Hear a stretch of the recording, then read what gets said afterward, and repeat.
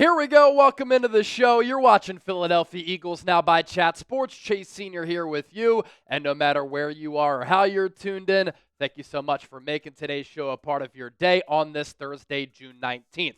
Coming up, plenty to talk about here, even though it's a dead period on the NFL calendar. We're going to get to the latest Eagles buzz on contract extensions for two homegrown players on this Eagles team, Reed Blankenship and Jalen Carter. What could contract extensions look like for two pillars of Vic Fangio's defense? Before we discuss all of that, F Dallas. If you watch this show and you're an Eagles fan, it's always F the Cowboys. What a great rivalry between Dallas and Philadelphia on the field, but also inside the walls of Chat Sports. And you take a look at the figures here to my right. This is the amount of subscribers picked up this week on each channel. The Dallas Cowboys report, led by Tom Downey, 262 new subs over the last 7 days. Philadelphia Eagles Now, we're only one sub behind the Cowboys report. So hit that subscribe button for daily videos on the Philadelphia Eagles, and I don't accept the loss here on the show. I don't want to leave any doubt. Let's dominate the Cowboys report with this sub battle. You can help us out by simply locking us in and hitting that subscribe button right now. Let's begin first with Reed Blankenship, and then we'll talk about Jalen Carter. Reed Blankenship is contract eligible right now. So will the Philadelphia Eagles sign him to a deal this summer? We know that Howie Roseman, as part of his team-building strategy, always likes to sign players early as compared to late because you can get those players at 60 to 70% of what the market value is. And if those players don't sign deals, then they play well, they become more expensive a year later. And so Blankenship has been a great bargain for Philadelphia so far. In 2025, has a base salary of $1.4 million. He has a cap hit under $2 million at 1.8, and he's developed into one of the top safeties in the National Football League. So to have a player who's made so many big plays for your defense, who is the caliber of player that Blankenship is, and to have him under wraps this year for less than $2 million on the base salary and the cap hit, what a steal he has been for Philadelphia. But of course, he is due for a payday soon. That's the purpose of today's show. Set to be a free agent after this year. When he goes into the 2026 campaign, that will be his age 27 season. And what a gem that Howie Roseman was able to find. Blankenship a couple of years ago was just fighting to make this roster. UDFA out of Middle Tennessee State, and now he's one of the top safeties in football. And as I alluded to, as we've talked about plenty, part of Howie Roseman's offseason strategy, let a lot of players go in free agency. They have gotten bags from their respective teams, and in the process, the Eagles have been able to save money now and in the future, and they've put some cash to the side for some of these future contracts. And there is no doubt that going into 2025, as the Eagles look to defend their Super Bowl championship, there's a lot of defensive turnover. They have to replace more than 4,000 snaps from a team last year that won the Super Bowl, that shut down Patrick Mahomes and Andy Reid. That was the number one overall defense in the NFL.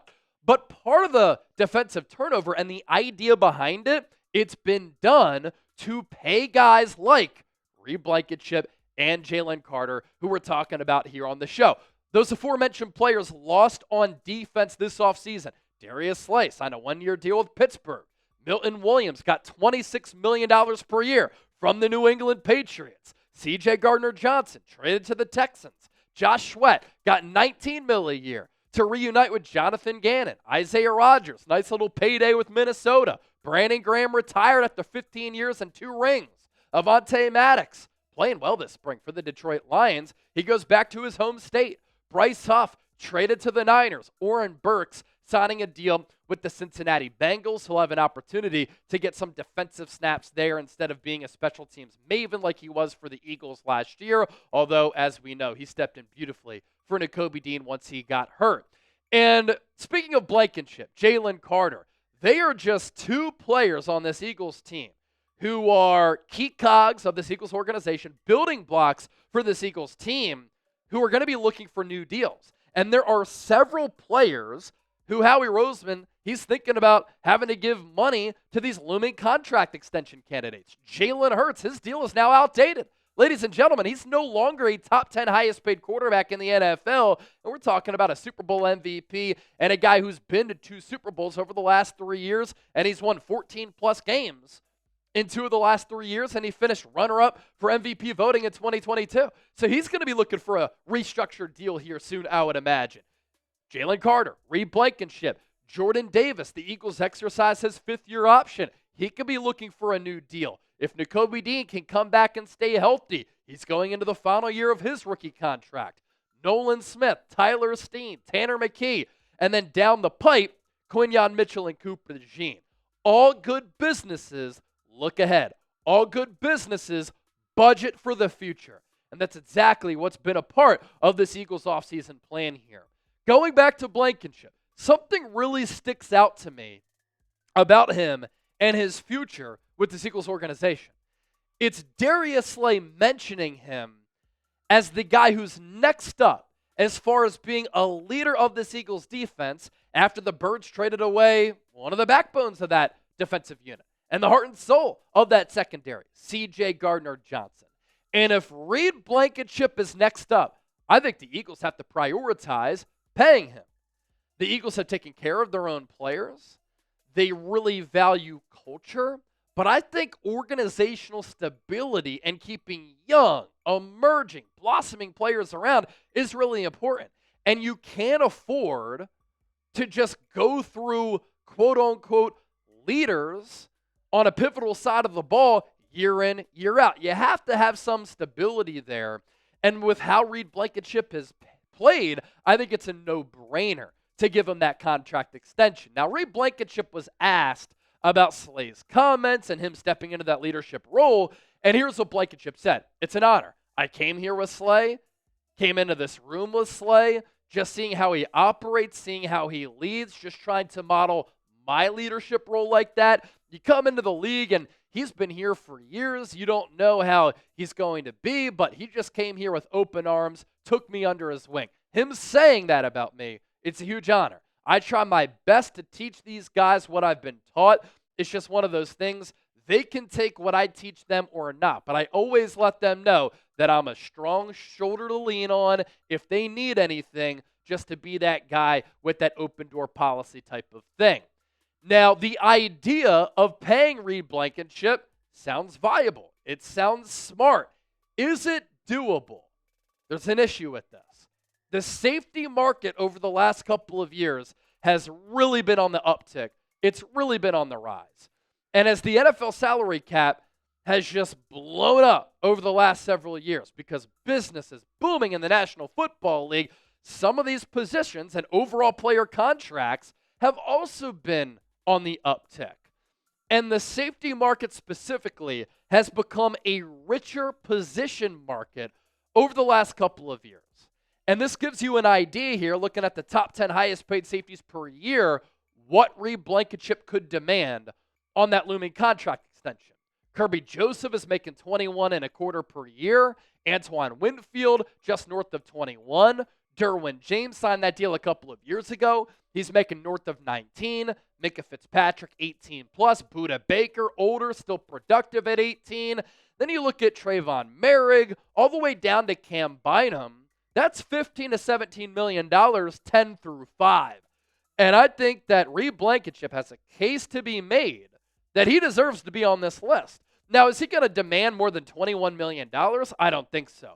But 15 plus, I think, is going to be the viable going rate for Blankenship. Because look at what he did in 2024.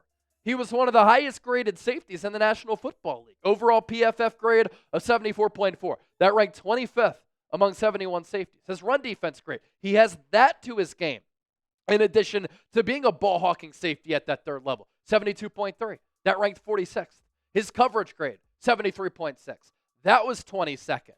And we know Reed Blankenship to be a big-time playmaker who always rises up seemingly to the occasion when the pressure cooker is on in the biggest spots. How many times has Reed Blankenship come up from that third level to make a diving interception, to salt away the game, to clinch the game. 4 picks last year, that ranked 6th.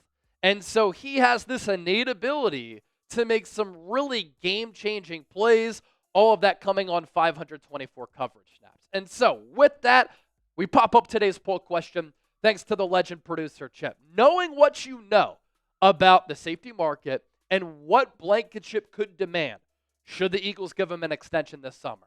I want you to type P for pay or W for wait. Join the conversation and embrace debate down in the comment section right now.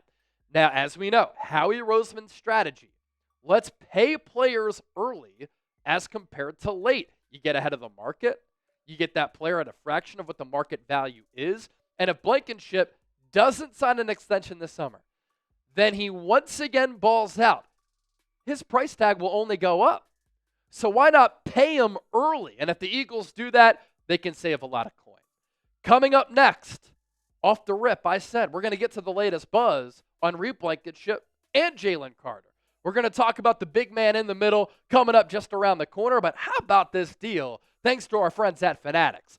Eagles Super Bowl championship hats on sale right now for just $17. You've seen myself and producer Chip rock these hats on the show. These are the same hats that the Eagles were wearing on the field after they won the Super Bowl, in the locker room when they were popping bottles, when they were on that Super Bowl parade.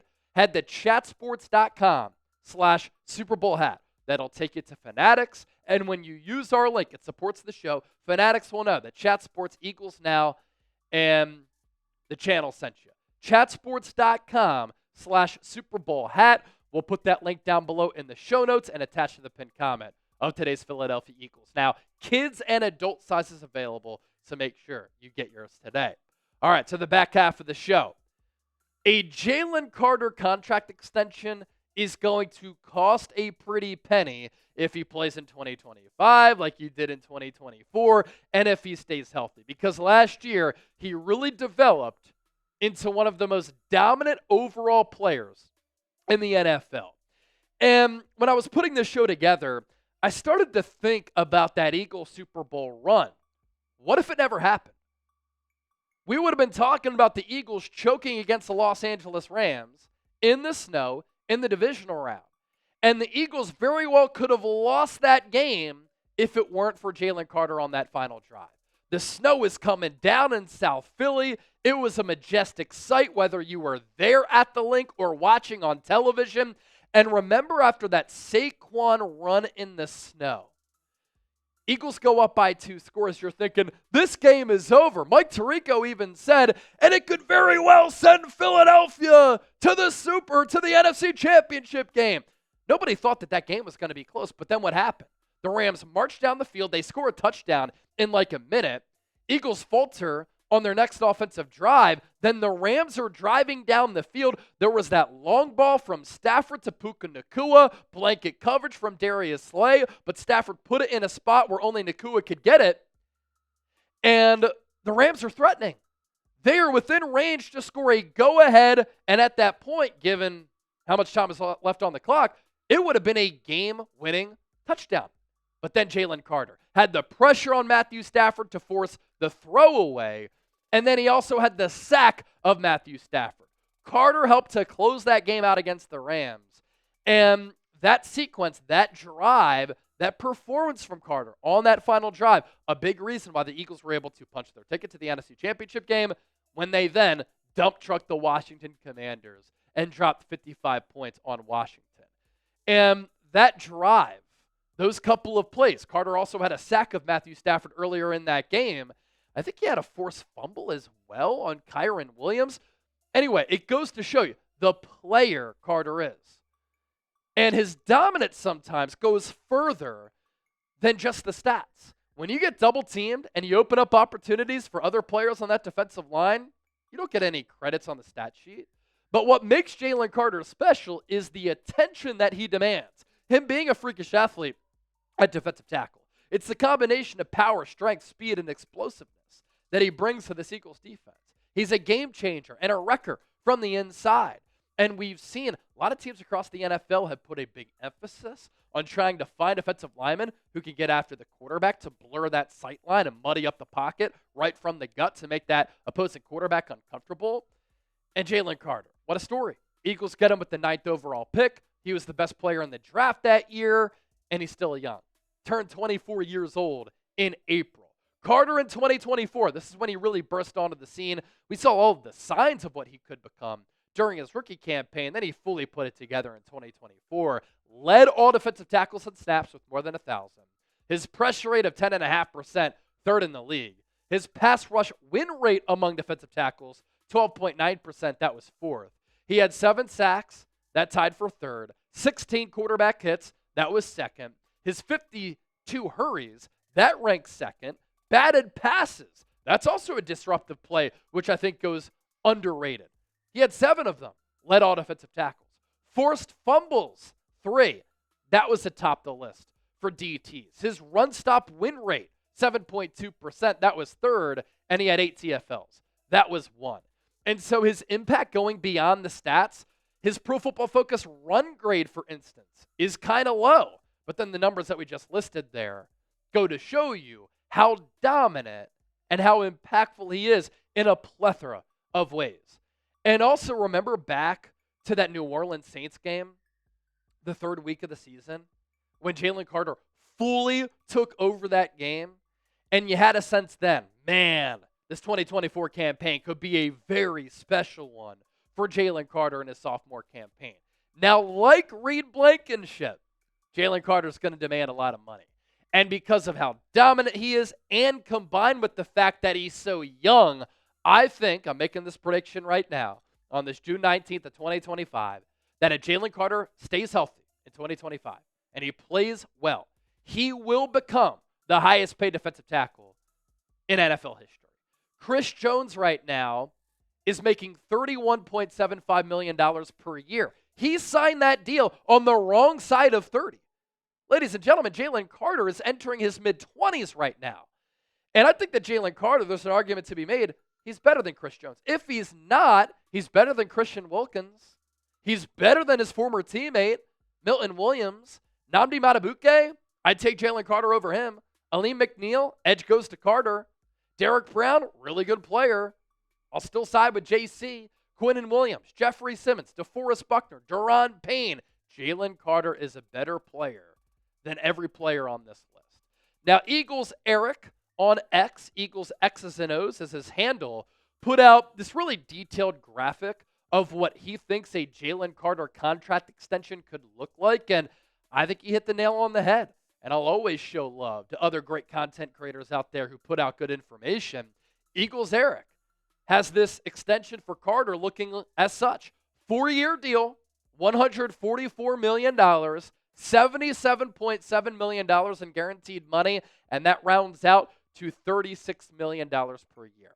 I think that the going rate for Carter's services on a contract extension going to look like something close to that, or at least in this neighborhood. And if it's $36 million per year, that by far would make Carter the highest paid defensive tackle in the history of the NFL per year. And I know a lot of people would panic at the thought of that, but look, once another good young defensive tackle comes along, they could overtake Jalen Carter. And so if he continues to play dominant football, that contract down the line could end up being a bargain. It is important to note that while Reed Blankenship is extension eligible this summer per NFL rules, Jalen Carter is not eligible for a contract extension until after the 2025 season. So a year from now, we could be talking about some breaking news that the Eagles made him the highest paid defensive tackle in the game, and that is something to remember and look out for. Before we dip on out of here, be sure to give me a follow on X and Instagram. In addition to all of the long-form content that I give you here on Eagles Now, I'm always talking birds on X and IG. It's @Chase_Senior.